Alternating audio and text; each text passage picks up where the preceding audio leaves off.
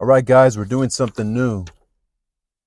Daedalus and Icarus, the story of Icarus, the one who got too close to the sun.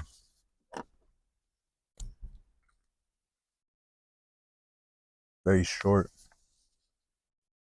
In the great city of Athens, there lived an inventor. His name was Daedalus. He had made many wonderful things. He had changed the course of rivers, harnessed the power of the wind. It was said he could bend nature to his will.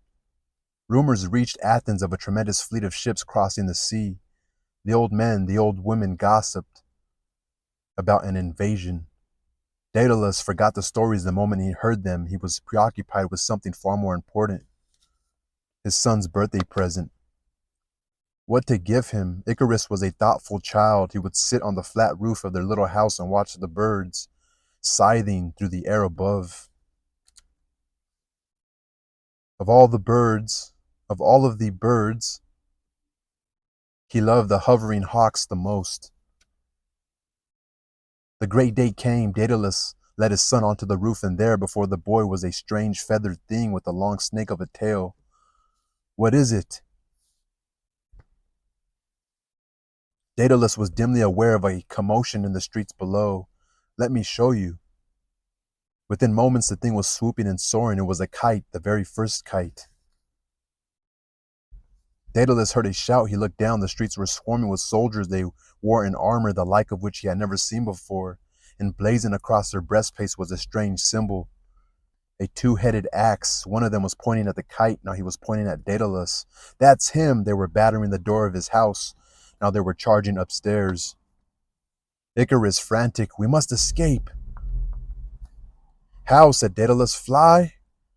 Now they were surrounded. The soldiers parted to reveal none other than the king of the island of Crete, Minos. Daedalus, trembling, bowed. Your fame has traveled far across the sea, Daedalus. Stories of the wonders you have made have reached my distant home. He put his hand on Daedalus' shoulders. How would you like to help me make a palace, a tremendous palace that will scrape the sky, that will be so astonishing men and women will tell tales of it for as long as there are people on this earth? The very next day, Daedalus and Icarus sailed off in one of Minos' ships. On Crete, they were given a mansion. They were feasted every night. When Minos explained his plan for the palace, Daedalus understood the king had been speaking truth when he'd said tales of this palace would echo down the ages. It was to bristle with spear-like towers, but it was what would be under the palace that was most remarkable. A vast labyrinth of such complexity that no one could escape from it. Daedalus asked the king what was the purpose of this maze, but Minos would only smile and shrug. Eventually, the palace was complete. It was a frowning fortress that struck terror into the hearts of everyone who beheld it. Daedalus asked for an audience with the king. Now my work is over. I would like to return to Athens. Minos, oh, you can't leave. I'll pay you more. There are so many wonderful things I would have you make. Thank you for your offer, but I prefer to return to the city of my birth. Offer, said Minos. I made no offer. You cannot leave. You know too much. I can't have you selling secrets to my enemies, so you will stay here until your death. When he returned to his mansion, Daedalus looked at the beautiful murals painted on the walls, the fountains in the courtyard, and what he saw was a golden cage.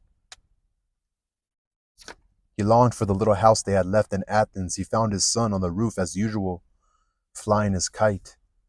In the months that followed, Daedalus became aware that wherever he went, he was followed by soldiers. The soldiers, for their part, began to wonder if this great inventor had lost his mind. Either he was staring at the sky or gathering fallen feathers. Early one morning, Daedalus shook Icarus awake. Come with me. Upstairs they went under the bright stars. Daedalus lit a candle. Icarus saw 4 supple saplings covered in feathers.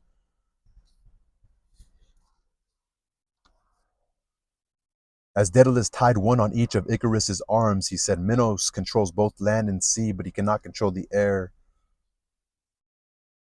You and I will fly to freedom. Follow me. If you fly too high, the heat of the sun will melt the wax that binds feathers to bark.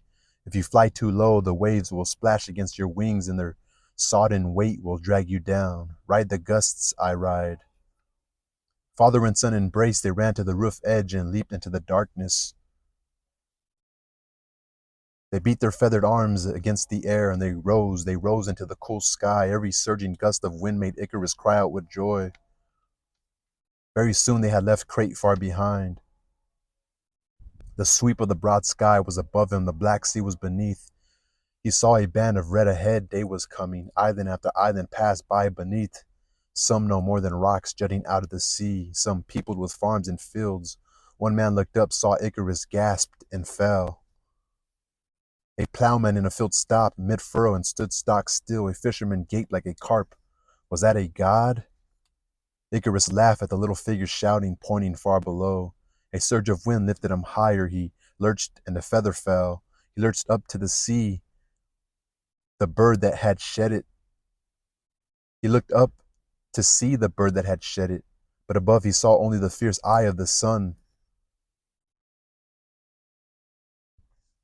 He looked up to see the bird that had shed it, but above he saw only the fierce eye of the sun. A shower of feathers was fluttering now. Ahead, Daedalus looked back to check on the progress of Icarus and saw the boy tumbling, falling, screaming, breaking against the ocean. Daedalus, cursing his cleverness, buried the boy's body on a rocky island that was named after him. It is called Icaria.